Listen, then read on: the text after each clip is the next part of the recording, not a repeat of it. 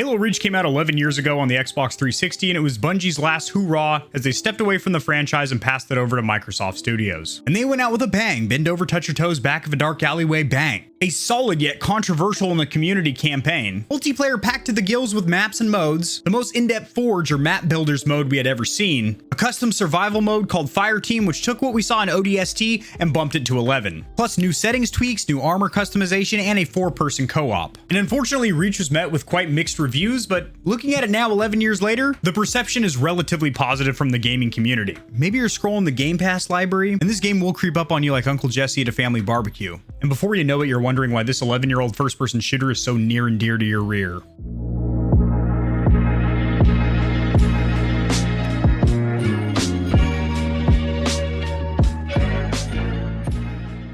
So if you're new to the franchise, or maybe you're a seasoned Spartan, Halo Reach is definitely a good campaign to start with if you are trying to play through the entire series. Now, Reach is technically the 6th title released in the franchise. However, it is the first if you're going in chronological order, as it is a prequel to Halo 1 Combat Evolved. Also, I find it critical to mention right now that this game is on Game Pass, so as low as $10 a month, you're able to unlock the entire Halo library, which is pretty awesome. So we're going to plug Halo Reach around into the stiffy meter today to see if it's a big, throbbing, girthy, veiny rager, or if it's a limp doozer. However, before we do that, I want to step back just a half skosh here to give you a little history lesson, a little background, a little peekaboo how do you do into how Reach actually came about. After Bungie dropped Halo 3 in 2007, the team split into 2 different groups. One developed Halo 3 ODST, or Orbital Dropship Trooper, Orgasms Definitively Suck Testes, and the other team developed Reach Around. And unfortunately, September 22 of 09, Halo 3 ODST dropped. That's not a standalone title. It should have been DLC or downloadable content. It didn't really have enough to stand on as an individual Halo title. Reach definitely does. Getting that little history lesson out of the way, let's focus on the story because the campaign is actually incredibly good. The year is 2552. Humans are going neck and neck, tip to tits with the alien race known as the Covenant. In this game, you're part of a team, a squad, a family, if you will, called Noble Team, and you are the new rookie member, Noble 6. And the story primarily focuses on the events leading up to Cortana and Master Chief coming together, and all the events before Halo was actually discovered, focusing on the planet Reach. And I do say focusing on the planet itself because it does seem, Actman pointed this out during his video, he does have about a 50-minute 2-part special, which I will have linked in the description below, going into a deep dive of the campaign and why it is good. But if you really lube up and analyze the story here, you're able to see that the game primarily focuses on the planet itself, and the entire Noble team, including you yourself, Noble 6, the main protagonist, are almost side characters to the quest. And if you focus on it from that aspect, it's a pretty good story. If you do look at it from Noble 6 is supposed to be the main character, and your teammates are supposed to have some in-depth backstory and some lore and some character building, you're going to be savagely disappointed. And I still am, even focusing on Reach, the planet itself, as the core focus of the story, because there was such a beautiful opportunity here from Bungie to really flesh out some backstories and get you to relate with the characters, your teammates, because spoiler alert, they all die. And when they do die, sometimes it happens so fast and they're never touched on again that it's like, did it even happen? Not to mention, you don't really care when they die. It's not like you're gonna shed a tear down your hairy sternum down to your jiddly bits or anything for any of these characters. In fact, there's a couple deaths where you don't even realize that one of your teammates, one of the main characters, has just been killed. Like if you looked away to take a bite of a churro or whatever you're snacking on, and you look back, you'd be like, oh, one of the main characters just died. Interesting. The characters at their core are very good, but they were never really properly built on to where you care for them or you understand them. This guy has a cool graphic on his helmet and he carries a shotgun.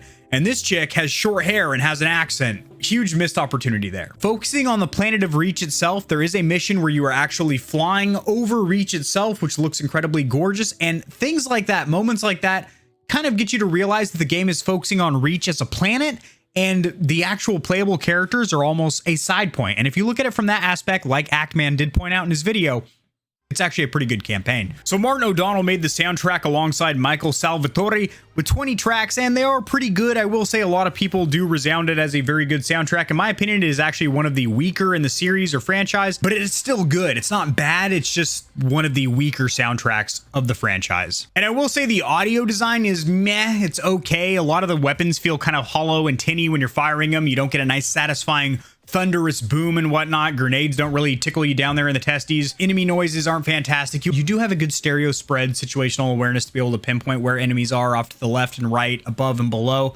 but it doesn't really immerse you into the environment of Reach, which is unfortunate because I do think that is one of the shortcomings, is the fact that visually Reach is a good game. We'll cover graphics in the next section here. You aren't fully immersed into the game world because the audio design is meh.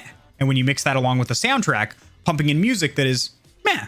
And when I say meh, it's still like meh. It's like, it's pretty good because it is the Halo series, which has a phenomenal score generally, but in comparison to Halo 1 and 2 and even 3, the soundtrack is a little bit flaccid. The original multiplayer was absolutely phenomenal, even by Halo standards, which Halo multiplayer is hot, sticky fire. And the Halo franchise is literally what formed what we know now as competitive first-person shooters. Not battle royales necessarily, but traditional team deathmatch and free-for-all matches, especially in the sci-fi genre. Splitgate, looking at you, sweetheart. And the multiplayer is unlocked with all the DLC, all 20 maps and modes if you do have the Master Chief Collection, which by the way now has a 20-year emblem on there as we are celebrating 20 years of Halo ass slapping. But you might have a problem filling out lobbies. I don't know if they fill it with bots or whatnot, but it does seem like some of the players are either horrible or they're bots because they cannot fill lobbies, which makes sense because it's an 11-year-old game that is very niche. A lot of people didn't like it then, a lot of people don't like it now. So if you are just trying to play this for the multiplayer, which I doubt that most people are, generally when gamers revisit Halo titles, it's for the campaign, for the story, because, well, it has a pretty good story. So graphically, this game was phenomenal 11 years ago. However, since it didn't get the fresh facelift or coat of paint, the full-blown remaster treatment the Combat Evolved and Halo 2 did, it has kind of fallen short and it hasn't aged very well. In fact, I would say it is probably one of the worst looking Halo games on the Master Chief Collection. However, it is not bad. It's just one of the weaker graphical titles in the Master Chief Collection. However, most people that play Halo games, again, are playing them for the story, the campaign, the memories, because it's near and dear to your rear. It's sentimental and don't really care too much about like, there's a little bit of wonky textures there. Or, oh, the draw distance isn't great. There's a little bit of texture popping over there. Oh, that rock could be a little bit higher resolution, or oh, there ain't no ray tracing on there. Most people don't really care about that. Now, as for endgame or replayability, it's actually incredibly high. It was high back in the day, and it's still high to this day, 11 years later, because they had so many modes packed into it. Granted, unless you have the original game on Xbox 360, which I do. That's not how I played it, though. It's just more convenient for me to play it on my Xbox Series in the front room off Game Pass. Not to mention it's at 120 frames per second, which is another point. If you're playing in split screen, which I did play in co-op, bumps it down to 60 frames per second for each character. But if you're playing solo, where you have the entirety of the screen, you get to enjoy 120 frames per second. And yes, that does include on the $300 Xbox Series S budget banger. Granted, that's going to be 1080p to 1440. It does fluctuate dynamically, i.e. the resolution will constantly be changing in the background, but I have played it solo hardcore and then also co-op regular on the Series S, and it was fluid as shit. There were a couple of moments at the beginning of a mission right after a cutscene where there was a little bit of stuttering if you are in co-op, but that's because it's trying to allocate frames for both characters on the top and bottom. But if you're in solo, you don't get that at all. Being able to play casually in your living room at 120 frames per second or hertz on a $300 console, this is a phenomenal time to be a gamer. Just a side point, but like, we are in a great time for gaming hardware and software. But back to replayability. Pretty good, actually, because the campaign, again, you have multiple difficulty modes, and of course you have the skulls, which put modifiers on there, kind of mixes up the game a little bit, and you do have 4-player co-op. It actually does scale the difficulty as well, so you're not just slapping Covenant around because you have 4 players in there, you and 3 of your esports athlete buddies. There will be more enemies and more difficult enemies that will use more abilities and whatnot. Rolling right into the gameplay / combat section of this video. It's Halo, but they are missing out on things like dual wielding, which was there in Halo 2, and then not now. The weapons, it's a combination of the fact that a lot of them are almost identical, but just like a Covenant version and a human version. The sound design isn't fantastic, so weapons feel kind of like toys. They don't feel dangerous. All the enemy types can basically be killed with the same type of weapons, so that doesn't really make you want to try out new weapons. And they have introduced now suit abilities. I can't wrap my shaft around how sprinting is a suit ability that you have to give up in order to take on a new ability. But anyway, if you do pick up a different ability, which there's only like 2 of them that are even any good, it doesn't really add anything to the game. There are a couple of sections where you need to have jetpacks enabled on your suit, but other than that, there's no reason to not choose your favorite tactical ability for your suit and just run with that the whole time. For example, I played the entire playthrough with just tactical sprint and jetpacks when needed for that section. So whenever you find one that you really like suit lockup, which basically makes you like almost invincible, or maybe throw out a decoy to distract people, once you find the one that you like, you're just going to stick with that. I wish there were different enemy types that required you to use your suit abilities and different weapons to add a more dynamic approach to combat. Speaking of approaches to combat, you basically have to approach a fight linearly how the game wants you to. It's not like the Far Cry series where there's multiple ways to attack a fight. You either use stealth in the stealth missions, face-to-face, tip-to-tits in the missions that require that. There's no real like, there's like one stealth mission you can go loud, but you're just gonna get absolutely railed. So like it's, you have to use stealth or you have to go loud.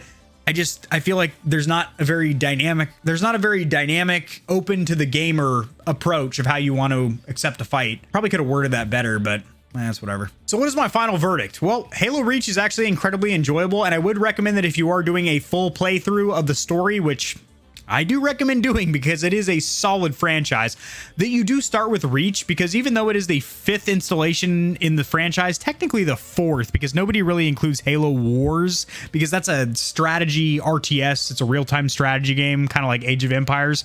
So that's not a first-person shooter, but if you are playing through the FPS timeline, I would recommend starting with Reach Around. This had the potential to have probably one of the best, if not the best, stories in the Halo franchise, but they left it a little bit soft, a little bit mushy still, by not diving deeper into character development, because your teammates in the Noble team could have been fleshed out to where you had a little bit of backstory on them, and it wouldn't have made the campaign that much longer, which by the way is relatively short. You can finish it in about 4 to 6 hours, depending on your playstyle. Reach, definitely a good game. It is on Game Pass, so you don't have to go buy this game all out or anything like that. They do have a PC version as well, so if you get Game Pass Ultimate for 15 bucks a month, it is on the PC as well, and the PC version adds quite a few graphical settings that aren't on the console version, which is pretty cool. Now, I am in the process of playing through and reviewing every single Halo game in preparation for Halo Infinite, and then I'm also going to finish up with a grand finale, if you will, with a ranked tier list of the best Halo games. Probably one for multiplayer and one for campaign. Maybe I'll throw Forge in there as well, and then I'll probably do an overall as well, like